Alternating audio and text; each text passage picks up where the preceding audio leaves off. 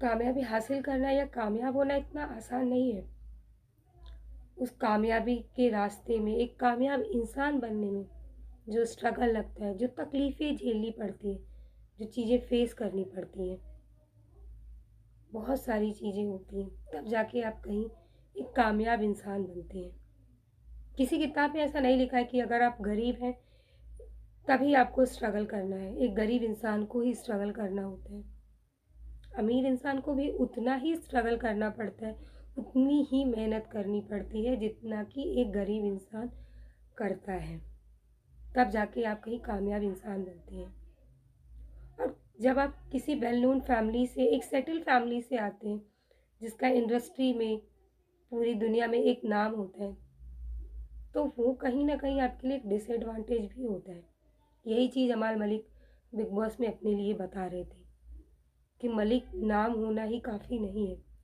मलिक नाम जब हम लेके अपने कंधे पे चलते हैं ना, तो वहाँ पे काम मिलना मुश्किल हो जाता है। कोई 10,000 का काम देना भी नहीं चाहता। जब आप अपने साथ एक सरनेम का टैग लेकर चलते हैं, ये हमेशा एडवांटेज नहीं हो सकता, डिसएडवांटेज भी होता है। और एक्चुअली अमाल मलिक ने अपनी लाइफ में काम को लेके सक्सेसफुल बनने में बहुत सारी चीज़ें उन्होंने फेस करी हैं।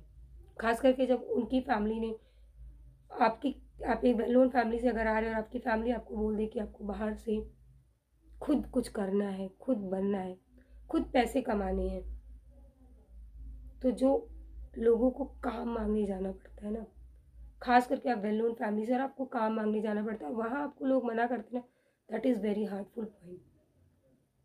कितना बुरा लगता है, निराश हो जाते हैं हम, हताश हो जाते हैं।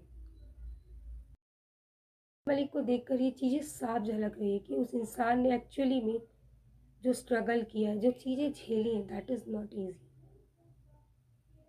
उस इंसान की बातों में, उस इंसान की जर्नी को देखकर एक्चुअली में इंस्पिरेशन मिलता है कि आपको कामयाब होने के लिए आप अमीर घर से हैं, गरीब फैमिली से हैं, मिडिल क्लास फैमिली से, ये चीज़ें नहीं देखनी होती।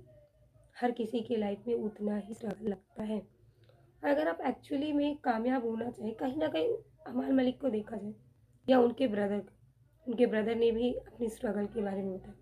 तो उन दोनों ब्रदर्स ने बहुत ज़्यादा स्ट्रगल किया है कि आज वो इंडस्ट्री में अपना नाम बना पाए हैं और इतने अच्छे सिंगर्स हैं, जिनके गाने हम डेली सुन रहे हैं, हमारे कानों में बजते रहते हैं। चाहे हम ट्रैवल कर रहे हों, चाहे हम बैठे हों, वो हमारी लाइफ का एक पार्ट बन चुके हैं।